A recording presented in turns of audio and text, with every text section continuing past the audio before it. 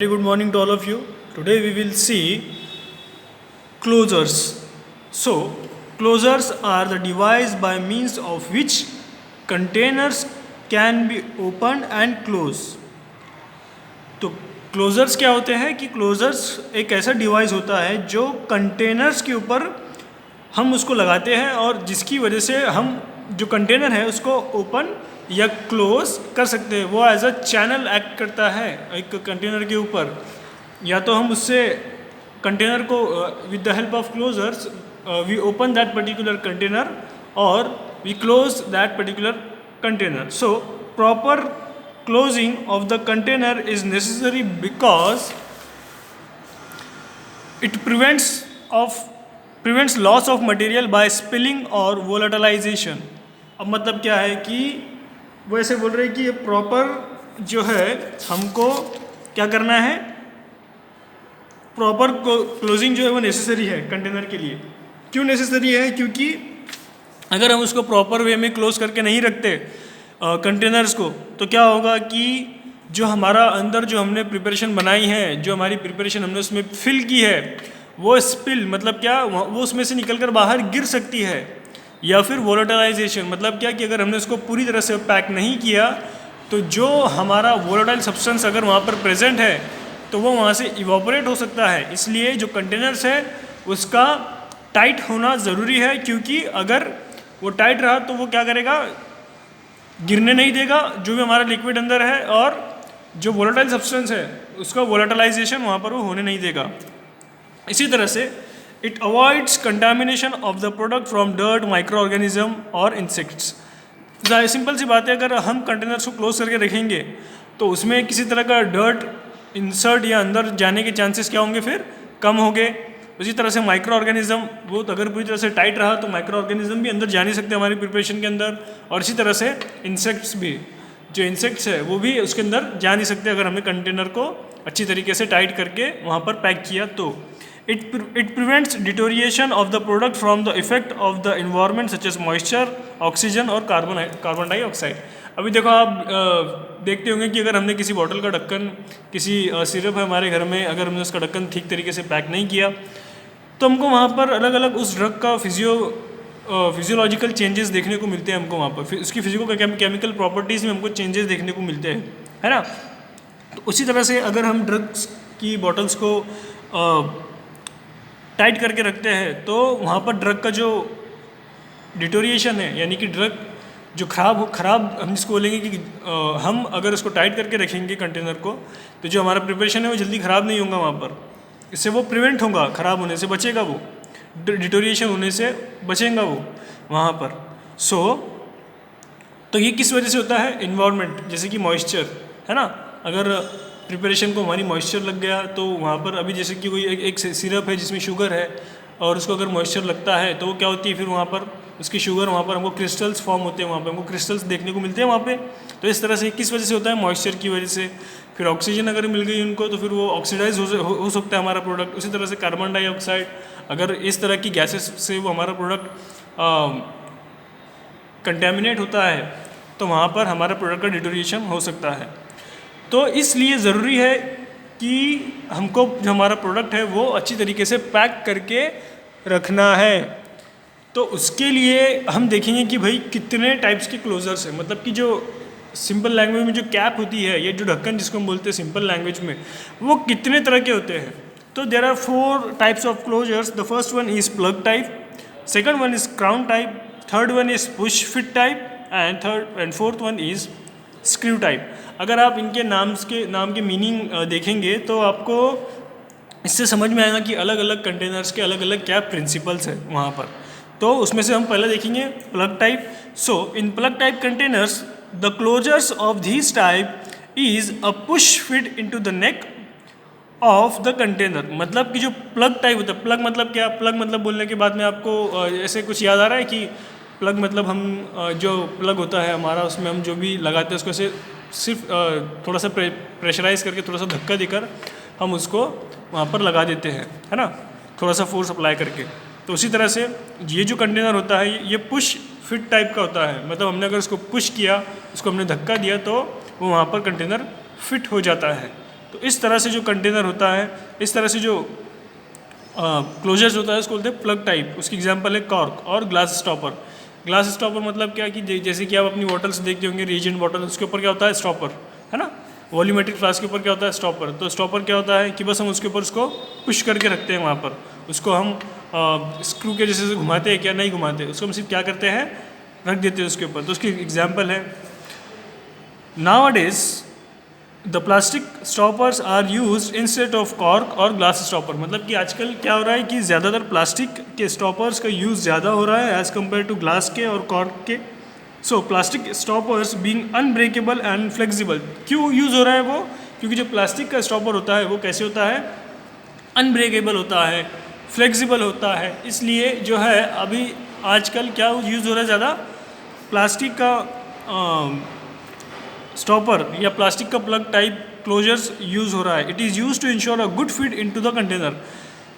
तो प्लास्टिक का सबसे मेन रीज़न क्या है, अभी देखो आपके पास में 2 स्टॉपर दिए और आपको बोला कि आपको इसको फिट करना है, तो आपको क्या लगता है कि ज़्यादा अच्छी तरीके से कौन सा फिट होगा, ग्लास वाला क्लोज़र अच्छे से फिट होगा या प्लास्टिक वाला। तो आप क्या बोलोगे कि अगर हमने प्लास्टिक में रखा तो जो हमारा प्रोडक्ट है या जो हमारा प्रिपरेशन है वो ईज़िली वहाँ से नहीं निकलेगा। तो इस तरह से जो है वो प्लास्टिक जो है वो बेटर फिटिंग वहाँ पर प्रोवाइड करता है हमको। दूसरा है क्राउन टाइप। तो क्राउन कैप क्या है, crown cap it is commonly used as a crimped closure for beverages bottles. जो बॉटल्स होती है उसके अंदर ऐसे आप देखते होंगे ऐसे कुछ ऐसे स्ट्रक्चर बना हुआ होता होगा होल्ड करने के लिए, तो उस तरह की कैप को बोलते हैं क्राउन कैप, है ना। उसी तरह से आता है पुश फिट कैप। सो पुश फिट कैप मतलब क्या, देखो नाम में जैसे पता है कि पुश करके हमको फिट करना है, उस तरह की कैप। तो these are simple slide fit cover the neck of the container. यानी कि क्या, these are simple slide fit over the neck of the container. मतलब कि जो नेक होती है कंटेनर की जो नेक होती है, जैसे कि यहाँ पर कंटेनर की नेक है तो यहाँ पर वो फिट होता है। किस तरह से, पुश करने की, अगर हमने इसको पुश किया तो वो उसके कंटेनर, उसकी जो नेक है उसके ऊपर वो फिट हो जाता है वहाँ पे। these are made up of plastic and are shape in such a way that these must be stretch over the neck to fit the entire container. मतलब कि वो ऐसा प्लास्टिक से बना होता है जिसको ऐसे कोर्स बनी हुई होती है, और जो प्रेस करने के बाद में जो उसका जो प्लास्टिक का जो कंटेनर जो क्लोजर्स है वो क्या होगा, स्ट्रेच होगा वहाँ पे, स्ट्रेच जैसे कि इस तरह से स्ट्रेच होकर इस तरह से वो वहाँ पे लग जाएगा। तो इस तरह से वो कंटेनर होता है, उसको हम बोलेंगे पुश फिट टाइप। और निकालने के टाइम हम उसको कैसे करेंगे, खींच के अगर पुश करके निकालेंगे और लगाने के टाइम पे भी प्रेशर अप्लाई करके हम उसको फिट करेंगे इस तरह से। अब स्क्रू क्लोजर, स्क्रू मतलब क्या, ऐसे अगर कोई ऐसे कंटेनर जिसको हम ऐसे घुमा कर ओपन करते हैं या बंद करते हैं, तो उस तरह के कंटेनर को हम क्या बोलेंगे, screw closures. So these are very commonly used. तो ये जो कंटेनर होता है ये बहुत कॉमनली यूज कंटेनर होता है। अभी अगर आपने अगर इस तरह के कंटेनर को जिसको स्क्रू ऐसे फिट होता है, स्क्रू जैसे आप जिसको ऐसे घुमाते हो अब बंद करने के लिए या ओपन करने के लिए, इसको अगर देखा होगा तो उसके 3 पार्ट होते हैं। यहाँ पर उन्होंने नाम दिया है कैप, वैड एंड लाइनर। तो अगर आप उस ढक्कन को पलटा कर देखोगे तो उसमें से एक गोल प्लास्टिक की ऐसी एक लेयर होती है, फिर उसमें एक और ऐसे 2 लेयर्स होती है उसमें वहाँ पर। तो जो स्क्रू क्लोजर्स होते हैं उसके कितनी टाइप्स होती है, कितने उसके वो होते हैं पार्ट्स, 3, कैप, वॉड और लाइनर। तो उसी तरह से यहाँ पे उन्होंने डायग्राम में बताया, देखो ये जो बॉटल है उसके 3 पार्ट है। ये जो कैप है उसके अंदर देखो पहले क्या होता है, वैड होता है वहाँ पर, फिर वैड के बाद क्या होता है, लाइनर होता है। तो जो अब हम एक एक पार्ट को देखेंगे कि भाई कैप क्या होता है, वैड क्या होता है, लाइनर क्या होता है। तो उसी तरह से कैप मतलब क्या, it may be made up of tin plate और एल्यूमिनियम मेटल। मतलब जो कैप होती है मेन वो किस चीज़ की बनी होती है, टीन प्लेट की या फिर एल्यूमिनियम की बनी होती है। Sometimes this cap are pre form in the container is closed simply by screwing the cap on the neck. मतलब कि क्या, ये जो कुछ बाज़ मरतबा ऐसा होता है कुछ कि भाई ये जो कंटेनर, ये जो क्लोजर्स होता है, ये जो उसमें कैप के अंदर वैड और लाइनर ऑलरेडी प्री फिल्ड होती है और हमको बस उसको स्क्रू की मदद से लॉक करना होता है। So alternatively a blank cap is drop over a neck of the container and threads are form in it with the help of a machine. मतलब कि कुछ कंटेनर्स ऐसे होते हैं कि जिसके ऊपर हम सिर्फ कैप रख के उसको थ्रेड बांध देते हैं वहाँ पर, इस तरह से। Caps are also made of plastic material, जो कैप है वो प्लास्टिक मटेरियल की भी बनती है। Plastic caps are better than metal caps because they are capable of resisting corrosion and also do not contaminate the product. मतलब कि क्या, कि जो प्लास्टिक का कंटेनर होता है, प्लास्टिक की जो कैप होती है वो ज़्यादा कन्वीनियंट है as compare to metal containers, metal की कैप से जो एल्यूमिनियम और टीन प्लेट की बनी होती है। क्यों? क्योंकि प्लास्टिक जो है वो हमारे प्रिपरेशन से रिएक्ट नहीं करता और उसकी जो फिटिंग होती है वो एज़ कम्पेयर टू मेटल्स वो ज़्यादा होती है और उसके हम डिफरेंट उसको हम डिज़ाइन या शेप या साइज शेप भी उसको हम दे सकते हैं। अब वैट क्या होता है? तो wad is a seal which prevent the contamination of the product. Wad should be inert and is made up of such a material which does not absorb the product. मतलब कि वैप क्या होता है कि कैप के अंदर आपने अगर एक देखा होगा तो आपको किसी प्लास्टिक का लेयर देखने को मिलेगा अंदर से, तो उस लेयर को हम बोलते हैं वैट। वो किस लिए होती है? ताकि जो हमारा प्रोडक्ट है वो कंटेमिनेट ना हो बाहर के इन्वायरमेंट से, इसलिए हम उसको एक्स्ट्रा फिटिंग, एक्स्ट्रा पैकिंग देते हैं वहाँ पर। और वो जो वैट है वो हमारे मटेरियल को, हमारे सॉल्यूशन को एब्जॉर्ब ना करे वहाँ पर, वो इस तरह से बना हुआ होता है या उस मटेरियल का बना होता है जो कि हमारी प्रिपरेशन रिएक्ट ना करे या फिर वो उस प्रिपरेशन को एब्जॉर्ब ना करे। तो उस तरह की प्रिपरेशन से वैट बना होता है। Next is liner. Liner means what? It is made up of metal foil, rubber, plastic, films and paper impregnated with a suitable resin, wax और प्लास्टिक। तो जो लाइनर होता है, जो लाइनर बना होता है, तो वो लाइनर किस चीज़ का बना होता है? वैक्स का, रेजिन्स का। जैसे कि आप देखें कुछ बॉटल्स के अंदर ऐसे प्लास्टिक की एक गोल रिंग होती है, तो उस तरह से हम उसको बोलेंगे लाइनियर। नेक्स्ट अब हम देखेंगे कि भाई अभी हमने देखे कि अभी कौन कौन से टाइप के क्लोजर्स होते हैं, लेकिन अब हम देखेंगे कि materials which are used for making of closures. So in that, the closers for container meant for storage of pharmaceutical product are generally made from the following basic material। तो कौन कौन से मटेरियल से बने होते हैं? वो मटेरियल क्या यूज़ करते हैं हम कॉर्क क्लोजर्स को बनाने के लिए? First one is cork, second one is glass, third one is plastic, fourth one is metal and fifth one is rubber. So if we see the cork, so cork is obtained from the bark of oak tree. तो क्या होता है? Cork मतलब एक तरह का rubber होता है जो कि एक ओक ट्री से हमको मिलता है। Cork is chemically inert and it does not import any order और फ्लेवर टू द प्रोडक्ट। मतलब कि जो कॉर्क होता है उसका कोई फ्लेवर नहीं होता, उसका कोई ऑर्डर नहीं होती। However, cork closure cannot be used for many liquid preparation because of the danger of mold growth। तो जो कॉर्क की जो प्रिपरेशन, कॉर्क का जो क्लोजर्स है वो क्यों नहीं बनाते? ज़्यादातर प्रिपरेशन के लिए यूज़ क्यों नहीं करते? क्योंकि वहाँ पर मोल्ड, यानी कि मोल्ड जो माइक्रो ऑर्गेनिज्म है उसकी ग्रोथ वहाँ पर हो सकती है। इसलिए ज़्यादातर अब कॉर्क जो है वो हम यूज़ नहीं करते। Cork closures are rarely use nowadays. This have now been replace by plastic और रबर क्लोजर्स। तो जो कॉर्क है वो अभी किससे रिप्लेस हुआ है? प्लास्टिक क्लोजर से। एक बॉटल के ऊपर एक मोटा सा आपने लकड़ी का टुकड़ा सा फंसा हुआ देखे होंगे, तो उस तरह के पैकिंग क्लोजर्स को बोलते हैं हम कॉर्क। अब उसकी जगह किसने ले ली है? प्लास्टिक के या रबर के क्लोजर्स ने, इन शॉर्ट। उसके बाद ग्लास। तो glass closures are ideal but they mostly slip during transportation and handling. As such this closure are mainly use for reagent bottles in laboratories. मतलब कि जो ग्लास के क्लोजर्स होते हैं वो यूजुअली अभी यूज़ नहीं होते। क्यों? क्योंकि वो स्लिप हो जाते हैं वो ट्रांसपोर्टिंग के अंदर, या उसकी जो हैंडलिंग है वो एज़ कम्पेयर टू प्लास्टिक जो है वो थोड़ी टफ होती है, उसके ब्रेक होने के चांसेस ज़्यादा होते हैं। इसलिए जो है आजकल हम जो यूज़ करते हैं प्लास्टिक के रबर के क्लोजर्स को ज़्यादा यूज़ करते हैं। लेकिन हम अगर हमारी लेबोरेटरी में अगर देखेंगे तो ज़्यादातर हमको ग्लास के ही स्टॉपर्स या क्लोजर्स देखने को मिलेंगे। क्यों? क्योंकि यहाँ पे सब क्या होते हैं? केमिकल होते हैं, और केमिकल प्लास्टिक से रिएक्ट ना करे, इसलिए हम यूजुअली ज़्यादातर कौन से क्लोजर्स का यूज़ करते हैं? ग्लास का।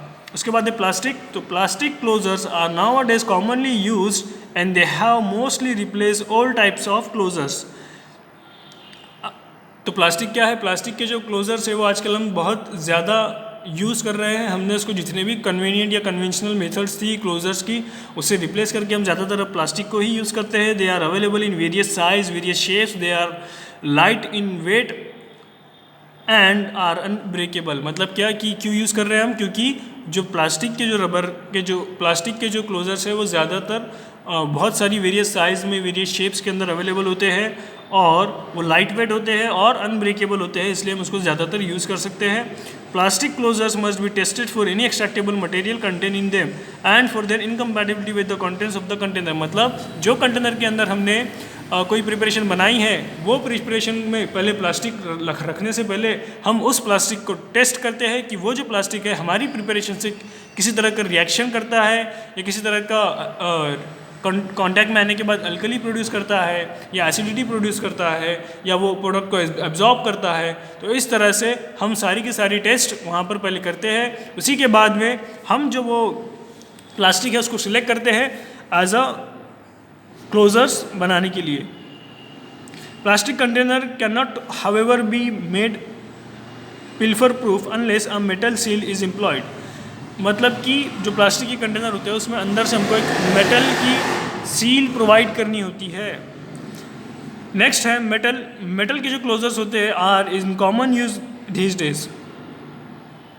मतलब कि जो मेटल के जो क्लोजर्स होते हैं वो बहुत कॉमन है। These closures are made from tin plate and aluminium। तो मेटल के जो क्लोजर्स होते हैं वो किस चीज़ से बने होते हैं, एल्यूमिनियम या टिन प्लेट से। However, aluminium closures are preferred because of their ductability and also ease of conversion into desired shape। मतलब कि क्या ductability मीन्स क्या, तो डक्टाटिबिलिटी मीन्स व्हाट कि जो बॉटल के ऊपर आपने देखा होगा इस तरह से ऐसे राउंड ऐसे बने होती है वहाँ पे ढक्कन के ऊपर ऐसे, ताकि वो फिटिंग वहाँ पर उसकी हो सके, तो उसको बोलते हैं हम डक्टाटिबिलिटी। उसके बाद में वो जो एल्यूमिनियम जो मेटल है उसको हम किसी भी डिज़ायर्ड शेप के अंदर कन्वर्ट इजीली कर सकते हैं as compare to tin plate. तो इसलिए हम ज़्यादातर एल्यूमिनियम का यूज़ करते हैं if we have to made a container which is made up of a metal. So tear of closures can be easily made and having been satisfactory metal closure can be made pilfer proof by using a linear। मतलब कि हमको उसको पिल्फर proof बनाना होता है using a linear, मतलब एक linear use करके, इसलिए ताकि उसमें से प्रोडक्ट जो है हमारा वो लीकेज ना हो वहाँ पर, इसलिए हमको उसको पिल्फर प्रूफ बनाना पड़ता है। तो उसी तरह से नेक्स्ट है rubber closures. So rubber is used mainly for the construction of closures mean for vials. देखो आप छोटी छोटी वायल्स दिखते होंगे जिसमें डॉक्टर जो है वो इंजेक्शन पुट करके वहाँ से इंजेक्शन की पर्टिकुलर डोज लेने के बाद में उसको वो जो वैम्प्यूल उसको फिर से वैसी की वैसी रख देता है। तो उसके ऊपर जो क्लोजर्स होता है वो किस चीज़ से बना होता है, रबर से, है ना। तो rubber is use mainly for the construction of closures mean for vials, transfusion fluid, dropping bottles और as a washers in many other types of product. तो ये यूजुअली जो वायल्स होती है उसमें, या फिर ट्रांसफ्यूजन फ्लूइड जो होती है, ट्रांसफ्यूजन फ्लूइड मतलब क्या कि जो ऐसा कंटेनर जिसमें ऐसी प्रिपरेशन है जो हमारी बॉडी में डायरेक्टली इंसर्ट होती है।